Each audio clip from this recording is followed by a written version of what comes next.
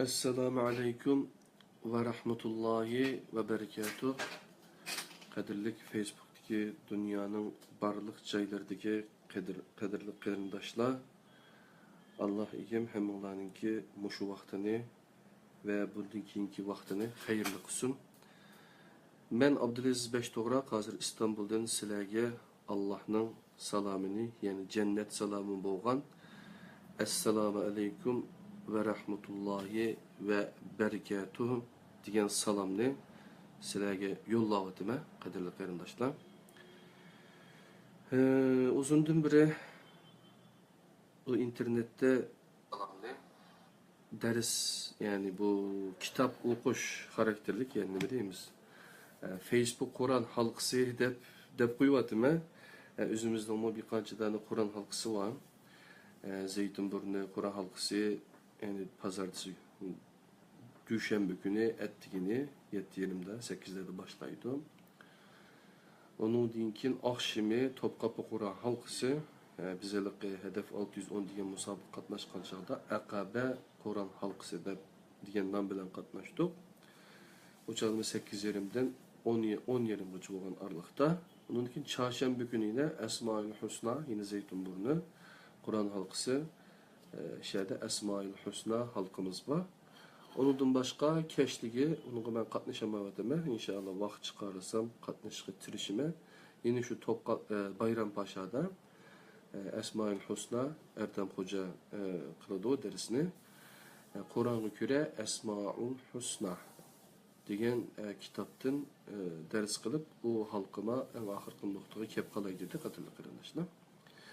Biz hem de Uygur qarindoshlarımızla birge bir Kur'an halkımızını resmi başlap boğuşulan aralıkta özümüz Facebook'ta olsama muşukul usul bilen kılaylı dep şu 2016 yılı 10. ayındaki 15'te başlayan Kur'an sürülerinin kimliki degan o halkımız 114 sürü bilen birge nuzul tertibi boyunca, nazil buluş tertibi boyunca sürülerinin kıskıca mezmunu, yani sürülerinin kimligi degan kitaptan onu şu Batur Qarxallı kardeşimiz tercüme kılıp 2. ayınınki 15. günü tüketken dok. Yani 2. ayının 15. günü Erkin Sıdık akımızınki 7. kitabı çıkan gün, ondan başka bizim şu halkımız tügüyen bir hayırlık bir gün.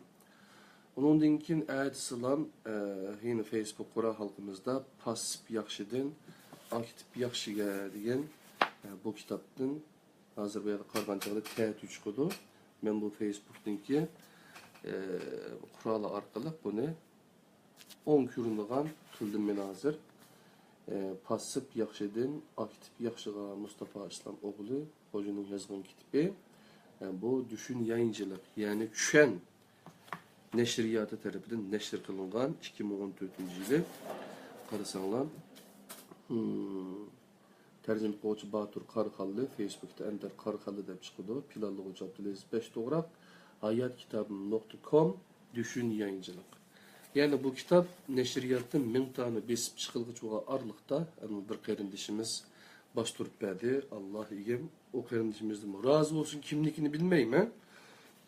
Ama şunday bir yaxşı işqa sebepçi bo'ldi qadrli qarindoshlar.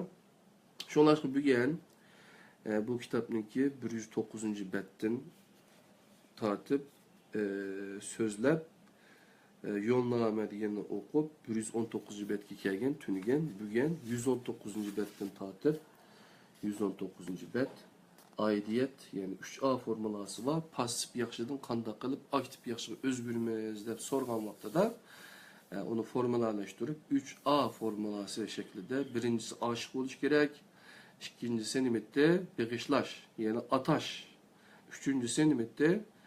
üçüncüsü aidiyet, yani bir tebe oluş, yani taalluk buluş, mensup buluş degan mezmunni bugün başlaş nisip oldu.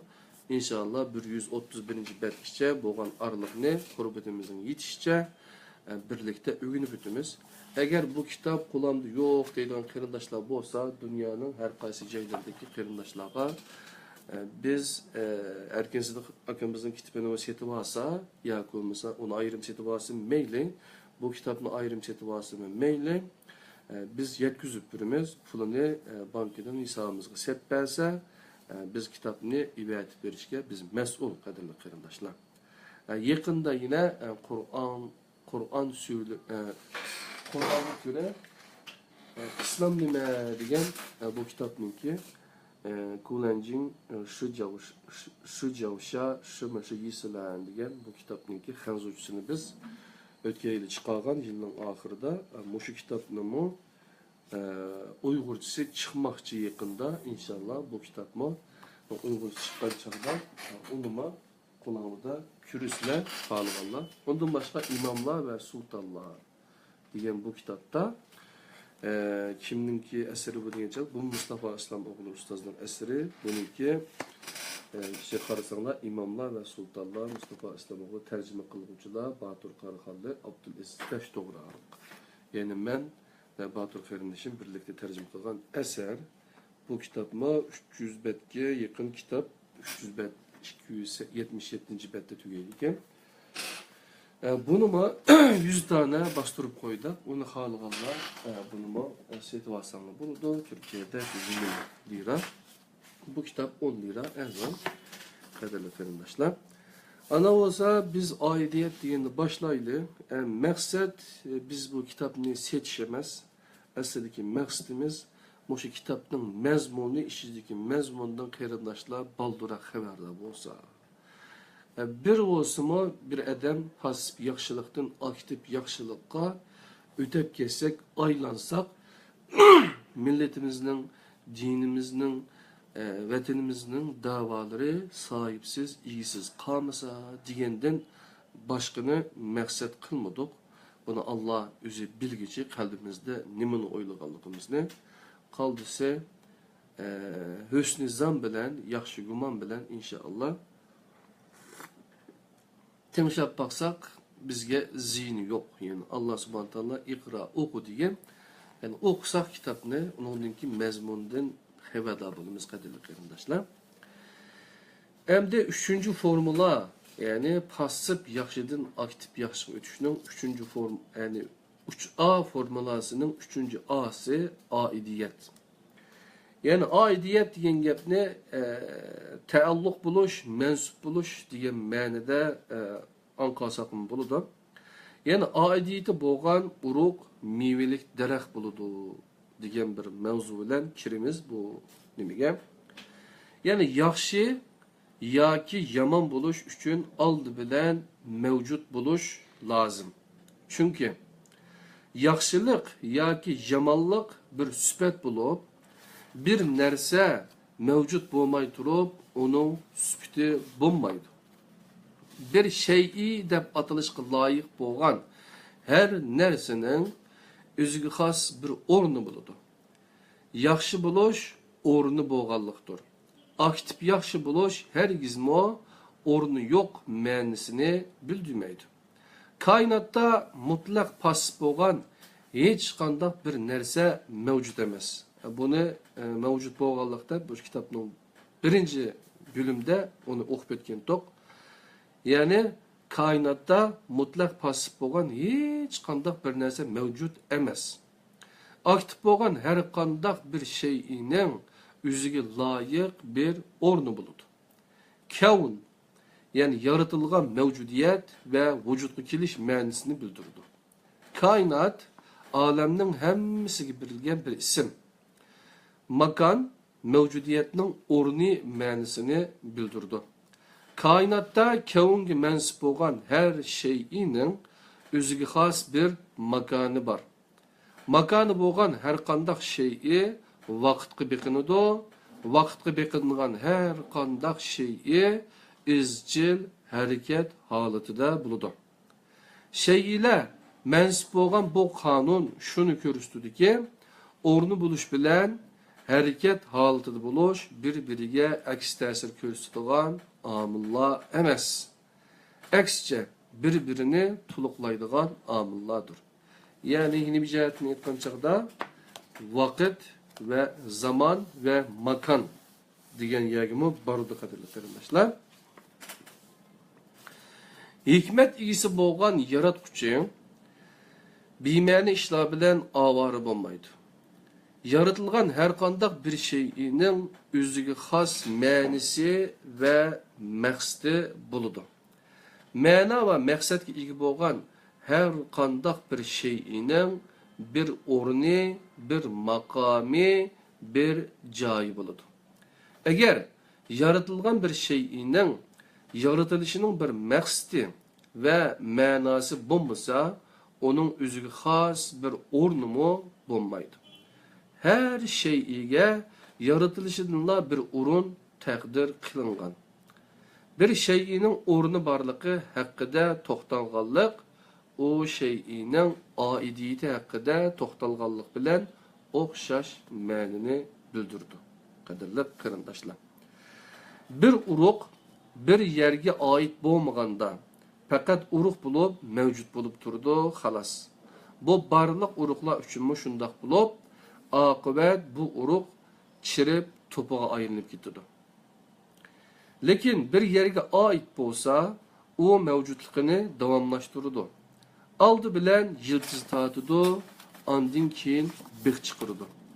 Cho'ngish degan hodisa uruqning bir yerga oidiyati bilan mumkin bo'ladi. Ya'ni oidiyat uruqni yashnatadi. Bir badam o'zi oid bo'lgan yerga xos bo'lmaganda badam holatida mavjud bo'lib turadi. Onun taqdiri chirib to'piga aylanib ketish yoki kishmish bo'lishdir. U yeriga bo'lgan oidiyatini qabul qilmasdan hargizmo badam darxi bo'lolmaydi. Qadrli qarindoshlar. Bir ko'chat o'ziga xos yerga nisbatan oidiyatini saqlab qolgan muddatcha daraxt deb atashqa loyiq bo'ladi. Bir daraxtning yiltizi tuproqda yiltiz tortgan bo'lsa, o o'ziga taalluq joyda bo'lgan bo'ladi. Oidiyatidan mahrum bo'lgan bir daraxt bo'lish salohiyatini yo'qotib qo'ydi.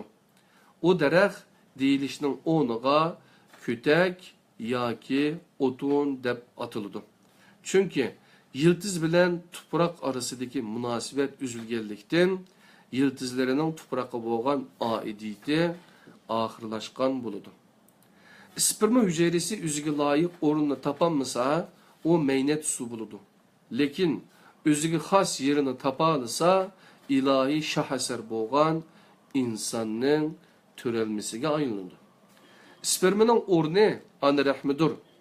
Bu uruqning ana rahmiga joylashishi oid bo'lgan yerga makonlashganligini bildirdi. Oidiyatini rad qilganda paskana deb qaralgan bu uruq oidiyatini qabul qilganda inson bo'ladi. İnsonni ba'zida o'lim girdoviga elib boradigan raklar oidiyatsizlikning naqadar cho'ng kasal ekanligining eng jonliq o'rnikidir. Rakka giribtor bo'lgan bir hujayrani keltirib chiqargan sabab hujayraning oidiyatini yo'qotib qo'yganligi bo'lib, agar hujayra oidiyatini yo'qotib qo'ysa, qonun ve mizansiz hareket qilishga başlaydı.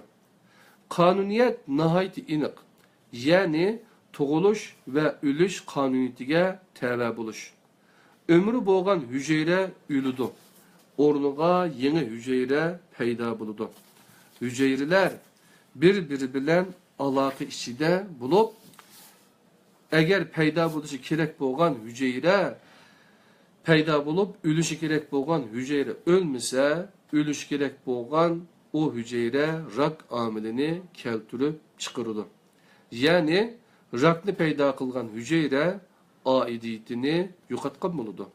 Halbuki aidiyeti bo'lgan hücre organlarni tashkil qiladigan asosli omillardir.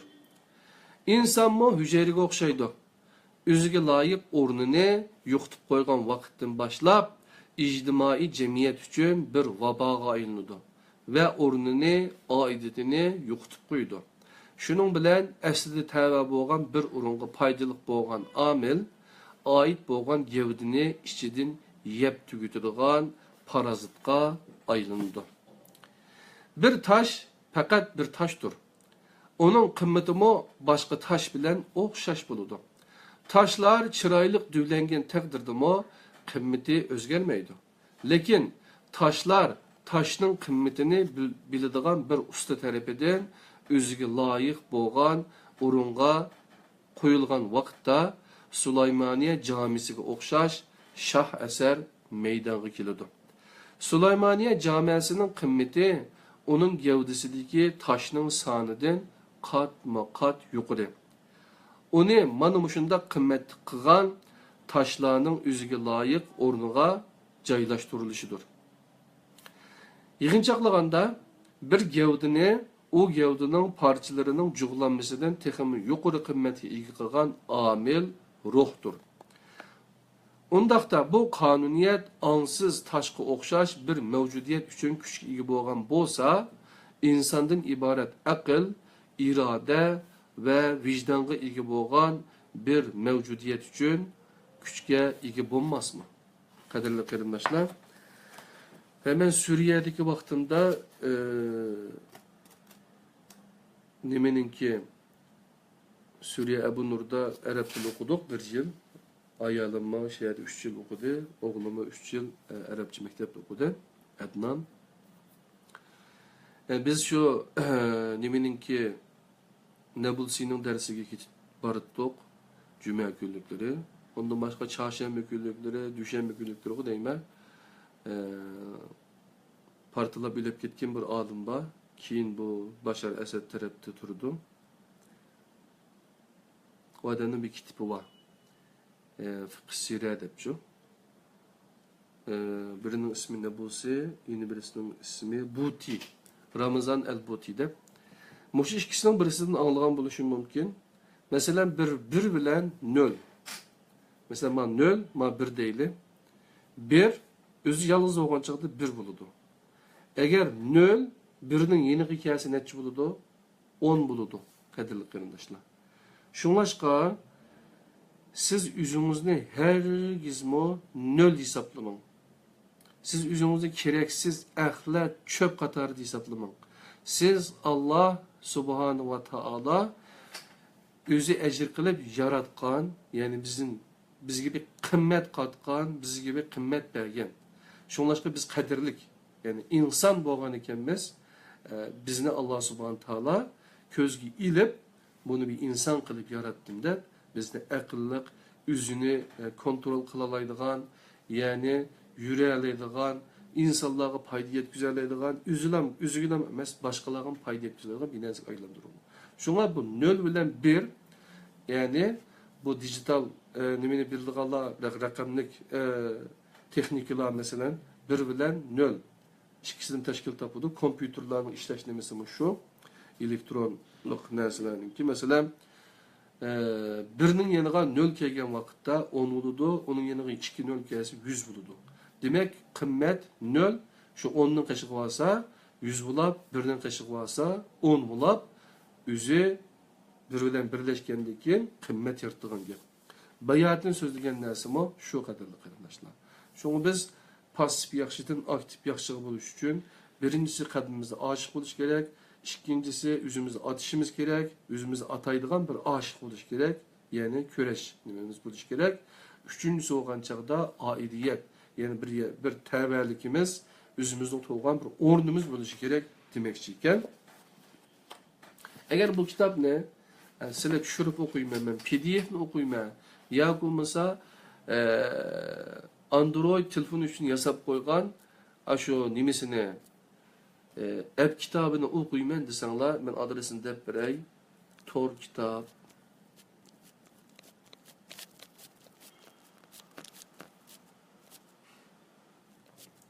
Yani Tor kitapta bir şeyini izlesenler, kaderli qarindoshlar, çıkıdı bu.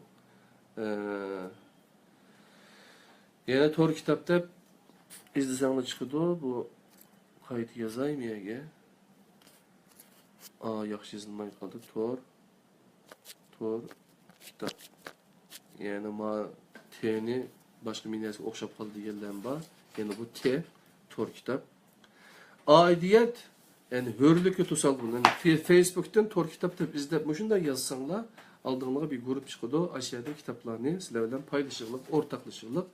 Çörüp okusanlar, ben şu kitapni zadi PDF okumasam bo'lmaydi. Yoki bo'lmasa iPad'da, yoki bo'lmasa Android telefonumda men ash kitobni o'qib baqay desanglar, o'qisanglar bo'ladi. PDF'ni tor kitap nusxasimi bor. Ondan boshqa kitobni o'zimni tutib o'qiyman deganlarmi kitobmi bor qadrli qarindoshlar. Yani aidiyet hürlükü tusalgımı. Tamam ornu var değilse bir yer ordumuz bir yer bir bize tevbe olgan dinkin. Yani biz yani bir yer kulup kalan bulamdı o demekçi. Aidiyet hürlükü tusalgımı. Ait buluş bir urunga igi boğallıktır. Yoknun ait buluşidin eğiz içiş bilmenilik buludu. Bir badamның ornunu Urukның üzü tanlamaydı. O Allah belgilegen kanun takazzası asasen özgermez təqdirge ige. Özüge layık cayını tapqanda yıldız tatıp bexinidu, çoğuyup badam dərixige ayınıdı, lekin insan onunla oxşumaydı. Qədirli qarindaşlar. İnsan iradelik ve aqıllık məxluq boğallıqdan özüge layık urunni üzü tanlaydı. Yaratquchisi yaratishda onunğa taqdir qilgan o'rinni tanlay olgandek, u yerni tanlay olmay qolishimi mumkin. O'ziga loyiq bo'lgan o'rinning o'rniga boshqa bir o'ringa joylashishimi mumkin. Albatta, bu 3 qat zulmni keltirib chiqaradi. Birinchi, aslida o'zi tava bo'lgan, o'ringa qilingan zulmdir. Ya'ni, aslida u o'ziga loyiq bo'lgan bir yerni tark etishi bilan o yer ilgisiz kaldı, ya ki o yerge ait bulmagan bir kilip o boş urunni toldurdu. İkinci, o ilgili vagan urunga zulüm kılgan buludu. Çünkü o kilip ilgiligen urun aslida onunga ait emas. Başka birisiga ait, o başka birinin urnini ilgili vaganlık üçün onunga zulüm kılgan buludu. Üçüncü, üzgü zulüm kılgan buludu. Çünkü başkasının ornuğa joylashganligi uchun o'zi nafsiga zulm qilgan bo'ladi. O yaratquchi uningga tayin qilgan yerni tariq qilgan. İnsan ba'zida o'zining o'rnini bilinmaslik kisili giribdor bo'lib qoladi. İradesiz məxluqlarda bu səhvəllikni sadir qilish qobiliyati bo'lmaydi. Lekin iradalik məxluq bo'lgan insonlar bu səhvəllikni sadir qila oladi. Hiç qandaq bir urunga təalluq bo'lmaganlar ba'zida o'zini her yerde yeri var deb o'ylab qoladi. Bu o'zini aldashdan boshqa bir narsa emas. Her tarafga mansub bo'lgan o'zini halok qilgan bo'ladi. O'zining o'rnini bilmaslik kesiliga giribdor bo'lganlar aidiyatni hürlükki zid deb tushunadi. Aslida ularni xatolaştırgan hürlük haqqidagi tushunchalar bo'lib, vahiy insho qilgan yoki barpo qilgan bir aqlning hürlük haqqidagi tushunchasi Hazreti Maryamning onasi Hannaning hürlük haqqidagi tushunchasi bilan birdek bo'ladi. Hanna, Rabbim, men qo'risqimdagi farzandimni butunlay hür holda muharram, ya'ni sening xizmatingga otadim. Bu nazrimni menden qabul qilgin. 3. sure 35. ayet degan edi. Bu oyatga asosan hürlükning ma'nosi nihoyatda ro'shan. Ya'ni nafs va atrofidagilarning ozdurg'uchi besimlarga qarshi to'g'ri bo'lganini ado qilish. Mundaq qilib aytganda, hürlük ko'ngli xohlaganni emas, to'g'ri bo'lganni qilishdir.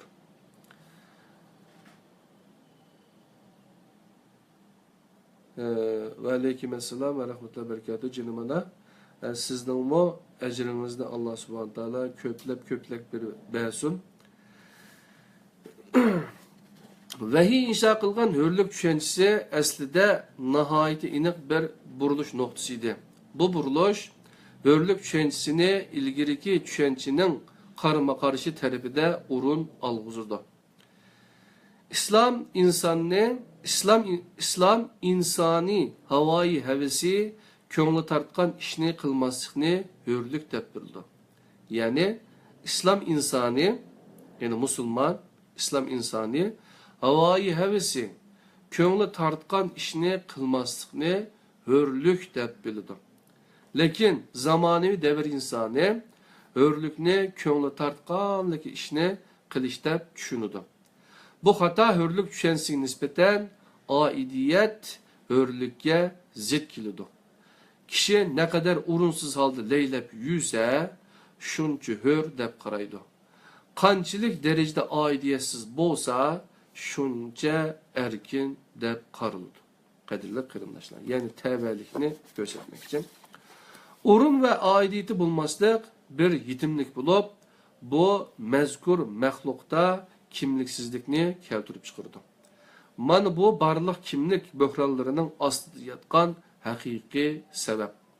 Vatinidan ayrılğanlarning panohlanguchilik salohiyati bilan hayotini davomlashtirish fursati bo'ladi. Lekin o'zini hech qanday bir yerga tava qilmaganlarning panohlanguchi salohiyati qo'lga keltirishimi basi mushkul, oqibatda kimlik böhrani meydonga keladi. Qadrli qarindoshlar, ma'naviyatsizlik, mensubiyatsizlik mazkur shaxs yoki shay'i texnik kuchlik holga keltiradigan bir hurlik emas. Aksicha uni chiritib yo'qotadigan bir oidiyatsizlikdir, tabiiyliksizlikdir. Ya'ni ustoz doktor Asad Sulaymanninki Özlük ve Kimlik degan kitabını okusakmı bu noktada bazı düşünceler ilgi bulunmaz qadrli qarindoshlar. Aidiyeti bo'lgan kishi shaxsiyat bo'ladi degan temaga o'tib ekanmiz qadrli qarindoshlar. Bu tema biraz uzunroq surdi. Shunda bo'lsa, ya'ni sizlar bilan birga paylaşıp o'tamiz. Musulmonning 3 xil aidiyeti bo'ladi. Birinchi, Hazreti Adem'ge tutaşkan bağ vesilesi bilen qarindoshlik, bu insani qarindoshlik bulup, müminni başka insanlar bilen insan bağı arqalab bağlap durdu.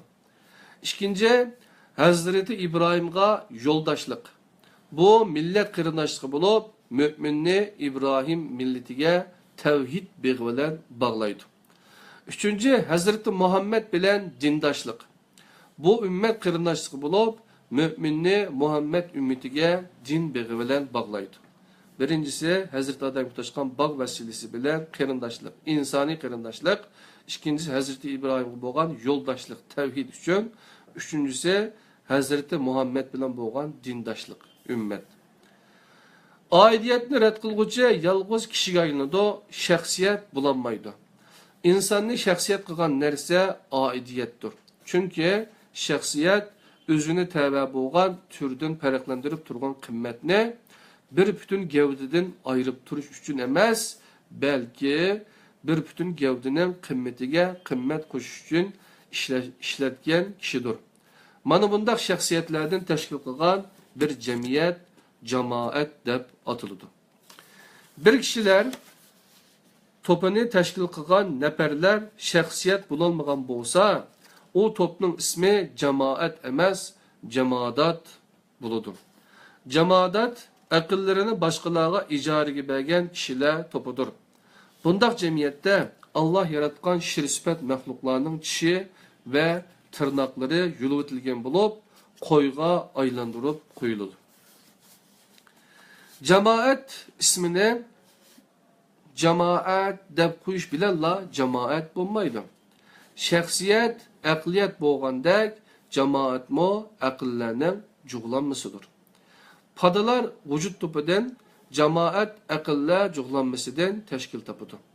Bu xuddi lazır nurlarning birlikda sap tutishidek jamoatmo aqllar, irodalar va vijdonlarning sap tutgan holidir. His tuyg'u va tafakkur birligi ustiga insho qilingan bir harakat birligi o hareketni harakat holatidan chiqarib salih amalga aylandırdı. İslami hareket mana bu sebepten salih amelning yeni bir xil ifadesidir. Aqldan yo'qsun jamoatga aylangandek, jamoatsiz aqlmo shaxsiyatchilikka aylanib qoladi. öz aldığı yalğız türbeliş şəxsiyyətçilik ideologiyasının ifadesi bulup, aidiyetin kaçqanlarının panagahıdır bu ideologiya. Bularınca, hörlük dep atıgan nerse, köngli tartqanlı qilish ve öz meyli boyunca yaşaştır. Just do it. Yani, nimeni xalısan şunu qil, könglingi kelgende qiliver. Çek çigirlarını defsende qilishni üzüge vazife qilib olganlar çek çigirlarning mavjudligiga qarshi chiqadi. Mana buningga o'xshash o'zi xohlagancha yashashni orzu qilganlarmi oidiyatga qarshi chiqadi. Ya'ni bir limit yo'qsa hech limit yo'qdir. Deydi. Yani bir limiti çek çigira bo'lmasa hech qanday bir çek chigirasi yo'q. Onda insanlarni tutib olg'im bo'lmaydi. Mana bu noktada aidiyetinin bir terbiye amili buluşu zürür buludur. Şunda aidiyet bir nefs terbiyesi ve ruhunu patlaş hareketidir. Başkalar bilen birge yaşaş, belgilik daire işi de yaşaş digellik buludur. Çek çigira had digellik buludur. Çek çigirisi buluş, haddini biliş digellik bulup, haddini bilmeydiğalla çek çigirisi bo'lmaganlardir. Başqacha qilib aytsak, chek chegara bilmaydiganlar, haddini bilmaydiganlar bo'lib, bu tiplar har xil insonsizlashtirishning tunji xeridoridir. İnsani münasibetler sun'iy munosabatga aylanib qolgan kunimizda yoshlarga qarasanglar, nima deganligimni bilib yetsinlar. Devatıda, kadirli qarindoshlar. Şimdi individuallik qarasanlar hamma narsa private PC shundami ya personal PC, personal deb o'tib ketadi. Jamoatni targ'ib qilmaydigan bir xil jamiyatlar bor. Balkim ashundaq jamiyat paydo bo'lib qolmasin demoqchi bo'lsa kerak ustoz. Oxirini o'qiylik. Şuna Allah Resulü'nün Mekke'de tuncu bulup kılgan işi bir devletinin ulunu siliş emez, bir cemaatinin ulunu siliş boğan idi. Mekke'deki İslam cemaatini çin tuttuğan neyse menfaatlerinin okşaş boğanlık emesidir. Çünkü onların arasında bölüşkidek bir menfaat yok idi. Lakin ten tartıdığan dert köp idi. Herbi intizamı yok idi. Çünkü o vakitte Mekke'de bundak bir intizamını tadbiqlaydigan kişiler ve cay yok idi. Ondaqda öz devrinin en çoğun iman hareketinin kahramanlarını bir yerge cem kılıdigan nimi idi? Bir yerge cem kılgan zadı nimi idi? Bir ağız söz bilen aytganda aidiyet idi. O'ttirida mevcut bulup durgan mesele fakat yaxshi ve yamanını bilish meselesi bo'lgan bo'z idi. Aldığın bilimlerde tilga elip ötken Umeyye bin Abs Saltqa o'xshaydigan kishilar bilan tunji Qur'on nesli arasidagi farqni bilinmagan bo'latdiq. Musulmon bo'lish uchun Şamdan yo'lga chiqqan Umeyyani bu qaroridan yandurgan narsa tağısının oğlunun Bedir'de öldürgenlikinden ibaret emas idi. Eğer bu imandan yaltıyış sebebi bo'lgan bo'lsa, öz atısını öz kulu bilen öldürgen Ebu Übeyde bin Cerrah ve Muaz bin Amir bin Camuh'a o'xshaydigan kişiler qilgan fidokorlikni qandaqmi izahlaymiz, qadrli qarindoshlar? Elbette aidiyet bilen bo'ladi. Bu noktada cevabı birleş zürül bo'lgan en mühim sual nimiga ait buluş. Tamam, keşke aidiyet, ait buluş deb so'zlayotsa, o zaten nimiga ait bo'lganmiz degan savolga endi javob topamiz, qadrli qarindoshlar. Bu qo'limdagi kitob Pasif yaxshidan aktiv yaxshiga Mustafa İslam o'g'li ustozning kitobi. Batur Qarxonli qarindoshimiz tarjima qilgan. Men faqat sizlarga yolda, işten çıkkanda, işten düşkende, işqi mangan çağda veya ki boş yarım saat vaktini boğan çağda kulaklığa naushnikni, kulaklıqni selip anlap bakalım ki de bunu okuvatım qadrli qarindoshlar. Üzerinde okusanlarmı yaxshi tushunasizlar. Başqalar o'qib bergan vaqtidami obdan tushunadigan. Chunki biz quloqdan samiriydigan bir millat, bir toplumninki avlodlari. Shunglashqa buni men bir to'g'ri usul mushu bo'lishi kerak deb sizlarga qilyapman. Bu kitobning beshiga kelgan nurg'un ishlar bor. Uni men sizlarga deb o'ttirmasam, biladiganlar, ya'ni biladi qadimli qardoshlar. Bu noktada cevabı bir de zor bo'lgan eng muhim sual nimaga oid bo'lish? Yani 3. A form. 3A formulası pasif yaxshidan aktif yaxshiga aylanishniki. Birincisi aşk, ikincisi nimede ataş, üçüncüsü ait buluş. Yani nimaga ataymiz, nimaga ait bo'lamiz, nimaga aşık bo'lamiz. Aidiyet kişilerge emas, qadriyat ve prinsiplarga bo'ladi. Ey qarindoshlarım, bir kishiga emas, qadriyat ve prinsiplarga da'vatdir. Dünyanın hozirgidek taraqqiy qilishida Amerika, Yaponiya, Germaniya nimishki bunda taraqqiy qilgan chaqda u bir odamga nima qo'ymaydi, sistemini to'g'rizuqliq, shundami ya? U yerda qural, qonun, ya'ni qadriyat ve prinsiplar onundan keyin odamlarni o'ziga magnitdek tortidi. Şunda ritimlik işlarçı mağdu. Şunlaşqa ular taraqqiy qilinglar. Biz nimishqa aqada qaldiq degan chaqda bu to'g'riliq yozilgan kitoblar jiq, balki bu yerdimi bu analizlarni ko'rib o'tishimiz mumkin. Tunji Qur'on nasli oidiyati bo'lgan nasl edi. Undaqda tunji Qur'on naslining oidiyat adresi nima edi?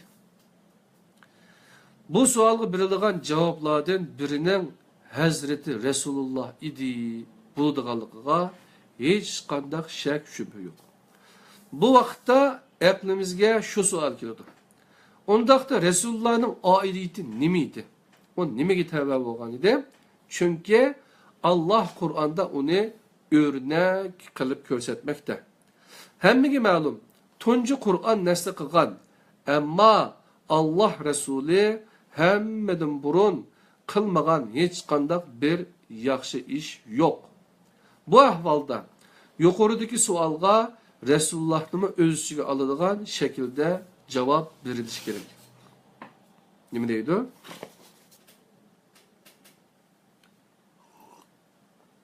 Tamam, Resulullah'a tevabül dikemiz de Resulullah sallallahu aleyhi ve sellem nimaga tevabül diken desem bu sualni sorgan çağda çünkü Allah Kur'an'da onu örnek kılıp göstermekte. Hemmege ma'lum tunji Kur'an nesli kılgan. Ama Allah Resulü hemmedin burun kılmagan hiç qandaq bir yaxşı iş yok dedi. Bu ahvalda yukarıdaki sualga Resulullah'ın özüge alıngan şekilde cevap verilishi kerak. Bu sualga berilgan birden bir cevap mundaq buludu.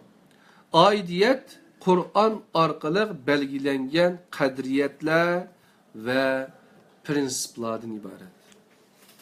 Nima ekan? Kur'an orqali belgilengen qadriyat ve prinsiplar. Nima bo'lsa, nima demoqchi? Bu cevapni Kur'an'a bo'lgan aidiyet şeklinde ixchamlig'i bo'lmamdi. Vallahu alam, to'g'risini bilguvchi Allah. Yo'q, bo'lmaydi. Chunki o vaqtda texe kitap deyilgidek derecede bir vahiy jug'lanmasi barlıqqa kelishdan burunmi aidiyetga ega bo'lgan bir islom jamoati shakllangan edi. Bu noktada ta'kidlanmoqchi bo'lgan narsa nihoyatda aniq bo'lib, aidiyetning kishilarga emas, prinsip va qadriyatlarga bo'lganligi o'rtaga qo'yilgan. Aidiyetning kishilarga bo'lishi xristianlikdagidek kishiga tevinish, cho'qinish ne keltirib chiqardi. Qur'onning va Resulullahning shuncha ta'kidlashiga qaramasdan bu xil tevinish shakllantirish tashabbuslari tarix bo'yicha ko'rilib turdi. Lekin Qur'onga chin esilgan muddatcha bu xil ezib ketishlar islomning o'ziga bir ziyon yetkazolmaydi. Ziyonga uchirg'uvchi islom emas, musulmonlarning dal o'zi bo'ladi. Aidiyet kishilarga bo'lgan bo'z edi, u hech qandaq munozirasiz holda Resulullahga bo'ladi. Lekin onunğa vahiy qayta men sizlarga o'xshash bir inson deyishni ta'kidlagan edi. Senmi ölüsen, ulamı ölüdü deydi vahiy. O vafat tapsa yoki o'ltirilsa, arqanglarga yenib olamsizlar. 3. sure 144-oyat. deb agahlandırıp so'raydi vahiy. Bu oyatning ma'nisi tuvandagi nuqtalarni o'z ichiga olmoqda, qadrli qarindoshlar. Birinchi, Rasul vafot bo'lgan yoki o'ltirilgan taqdirdami sizlar mangan yo'linglardan yenib olmasliginglar kerak. Ikkinchi, sizlarni moyil qilg'uchi, sizlarni Rasulning o'limlik shaxsiyatiga moyil qilmadimi? Uchinchi, sizlar yuzlangan tarafda Rasul vafot bo'lgandan keyin mavjud bo'lib turadigan bir narsa bor.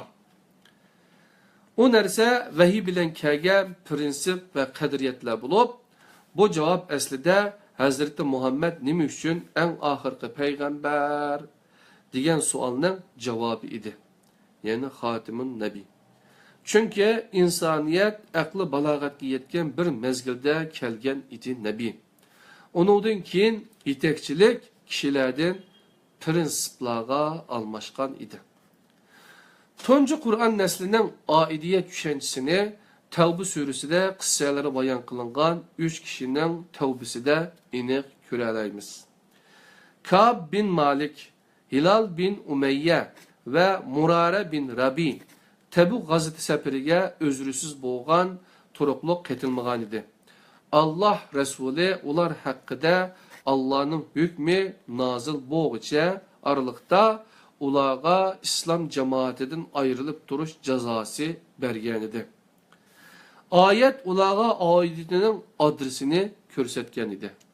9. sure 118. ayet. Ka'b bin Malik tevbelerinin Allah tarafından kubul kılganlığını bildirgen ayet nazil boğandan keyin aidiyeti adresinin toğra boğanlığını ifadeleyen tüvendeki sözlerini kılgan idi. Ya Resulullah, eğer başka birisinin aldığı boğan bolsam, bir bahane tapattım ve onun gazibinden kutulattım. Men nahayeti gepten bir kişi. Allah bilen qasam ki, men şunun işinimen. Bugün senin açıkını menden yandırdıgan bir sözünü kılsam, uzun ötmesden Allah gazipini bana yüzlendirdi. Eğer sana rast gep kılsam, bana xafa buluşun mümkün. Lekin men Allah'tan yaxşı netice kütümen. Allah bilen qasam ki, menin hiç qandaq bir özrem yok idi. Allah Resulü yalgan özürler bilen kelgen kişilerinin hemmisi bilen körüşken ve ulanın özrüsünü kubul kılgan idi. Lekin ulağa Allah tarafından münafık mühürü besildi. Ka'b ve onun hemrahları prinsipçallık bilen muamele kıldı ve neticede ular galba kıldı. Ubeyrik oğullarından Ebu Time del bunun aksice muamelede oldu. Aidiyetinin adresini hata tanıdı. O oğurluğan bir kalkanını bir Yahudiga görege koydu. Bu vaka paş bulup kalgandan keyin günahını Yahudiga artıp onu ayıpladı. Kalkan Yahudinin dükkanından çıkkandan keyin Yahudi güman astıda kaldı. Ebu Time oğurluğunun mensubiyetini yuşuruşku uğrunup, men bir musulman buluş süpütüm bilen silerge o oğurluğu devatımen. Siler üzünladın boğan bana işinemsiler, ya ki Yahudik işinemsiler, diyen idi. Onun geptallığı kargı kilip, Resulullah del onun paydısıga hüküm vermekçi boğanda, Resulullah'ni qattiq agahlandırgan bu ayet nazil bo'ldi. Hergizmo hainlarning tarafini almagin. Yani hainlar tarafta tutmagin. 4. sure 105. ayet. Şunun bilen Ebde Beşlis içilgan Ebu Time imandan yenip müşrik Mekkeliklerinin sepige ketilip gitti. Canım kardeşler, eğer aidiyet Allah Resulü'nün özüge boğan boz idi, bunu suistimal kılıçılar çokum çıkarttı. Lekin undaq bolmuşumu yana çıqqan idi. Hatta aidiyetning adresini xato belgilagan bir guruh Resulullahning vafotidan keyin Allah Resuluga ixtiyoriy holda bergan zakotni Hazreti Abu Bakirga bermagan edi. Hazreti Abu Bakir bu ahvolni ularning dindin yanğanlıqı deb tushungan va ular bilan jang qilgan edi. Asasen Allah Resulü'nün vafatından uzun ötmeyli yüz bergen ridde vakalarının bir kısmının hakiki sebebi aidiyet adresini hata belgili varlık idi. Kadirli kıyırdaşlar, dersinin ahirine kep kaldık. Yani Kur'an neslinin yeniden berpa kılınış için pasif yakşiden aktif yakşıga degan bu kitaptan Facebook Kur'an halkımızı kılıvatımız kadirli kıyırdaşlar. Yani çünkü Hazreti Ömer bu ahvalını başka düşüngenlikten boz gerek Hazreti Ebu Bekir'nin bu meseledeki düşüncesiga daim koşulmagan idi. Halife boğandın keyin reddi töhmeti bilen mahkum kılınganlarının hemmisini koyup bergen idi. Bu misallar aidiyetinin kişilerge emas prinsiplarga bulunganlıkını düşündürüşke yeterlik. Bu hakikat günümüzde texmi muhim ehemmiyetki ega bolmakta. Çünkü adresi kişiler boğan aidiyetler kişilerinin ömrü bilen qaim bolmakta bulup, ular ketişi bilen o aidiyetmo ahırlaşmakta. Lekin adresi prinsipla boğan aidiyet kişilerinin ketişi bilen ahırlaşmay, o prinsipla küçüge ega bulup turgan müddetçe davamlaşmakta. Kadirlik cenim kıyırdaşlarım, pasif yakşıdın, aktif yakşıga degan bu kitaptın yani qanda qılganda adam pasif yakşıdan aktif yakşıga aynı do. Yani qanda qılıp biz yani aktif yakşı bola alayımız degan sualga 3A formulası. Birincisi aşık, ikincisi atınış, ataş, üçüncüsü aidiyet yani ait buluş, aidiyet doğruluk, sözlep, üçüncü A olan aidiyetinin ki destekli mezmunlarını sözlep öttük kadarlı kırındaşlar. İnşallah kiler saat sahih yani işençilik doğru boğan aidiyetten sahtı boğan aidiyetke onun aksiden cemaat bilen cemaatının farkı onun dinkin kime Kenan'ın kalbide bulmasa Kenan kiminin içinde bulmaydı. Digen mevzu onunki bir aidiyet mektebi Darul Arkam digen mevzular bilen 3A formulamızı tüketken bulunmaz. Onunki aktif yaxşı buluş için yeni bir formula var. 3 tane U formulası kadirli kırındaşlar.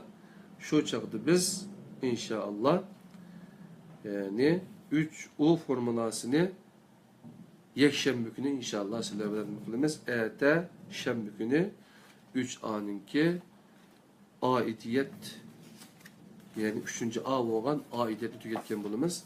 Yani bu dersten nimeni düşendiğini degen çağda kadarlı kırındaşlar. Bayatımda yapılla doğruluk sözlep öttüm.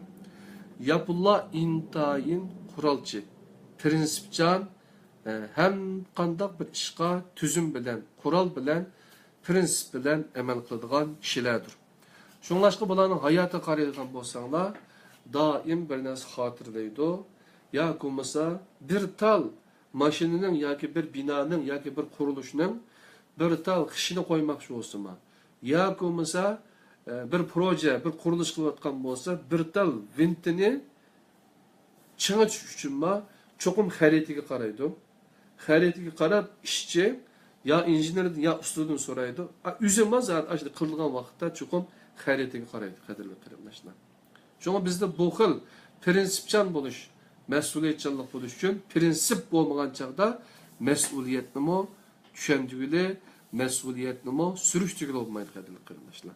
Şunlaşka aidiyet bu bekme mühim nesiyken nemige ait olumuz deyen çağda kadriyetlerge. Şundan mı ya? Kadriyet ve prensipler. Bu ne diken deyen çağda bu şu Kur'an-ı Kerim Allah'ın bizim insaniyet için bəxt mənbəsi, yani bəxtinin reçetesi, yani mənbəsi desek, yani bəxtli yaşaş için, bu dünyanı tekimi cennetimizge aylandırış için, o dünyadaki cenneti gibi erişimiz için, bizge nima qilgan bir proje desek buludu, bir harita, yani bir nima kesel olup qalgan çağda biz yeydigan, doktorlar kesip bergen resept var o, şu resept. Onu biz okup düşenmesek, kaderli karimdaşlar, bizninki hayatımızga hiç kandak faydası olmaydı. Faydası olurdu, savap olurdu diyenler var, ama kandak faydası kılıdı için. Yani fakat bizim ruhumuz ne, ya ki bir müzik etin işiğinde, onun utanlaştığı olmaydı, ama üzümüz şunda güzel okuş, şunda yaxşı okuş bilen, biz onu huzur erişilen mi şart, ya ki olmasa, şu okulgan neslerden hayatımızga bir nime hayatımızga tadbiqlaşma. Yani bu nayıtı muqim, nayıtı mühim bolgan bir ahval kadirli karindaşlar. Şonlaşqa biz bu yerde Facebook'tan sizler bilen bu dersini birlikte öğrenip ötüvatımız kadirli karindaşlar. Bana vaqt ajat qaldıqınlar üçün, qollab quvvetliginlar üçün, tebrik xatları, teşekkür xatlarını ivetkenlikler üçün hemmenlarga Allah'tan Allah sizlerni özünün cenneti bilen mukafatlısın. Hemmimiz birlikte bir salih emellerini kıladigan, pasif yaxşıdan aktif yaşqa ötüdigan, cennetki kolumuzda tutuşup, kol tutuşup kirdigan kişilerden buluşqa Allah subhanahu wa ta'ala nasip qilsin. Anda olsa ayet görüşüşçe aman bulanlar. Esselamu aleyküm ve rahmetullahi ve berekatuhu. Allah'ın üzüge amanet bolgaysılar.